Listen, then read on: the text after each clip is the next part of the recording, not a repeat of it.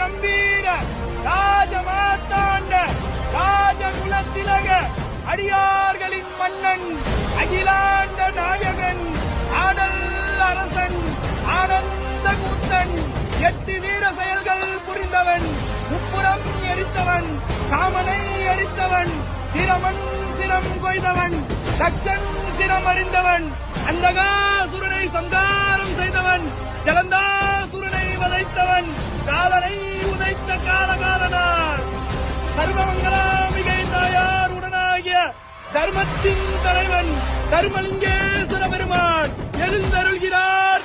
வருகிறார் வருகிறார் வருகிறார்.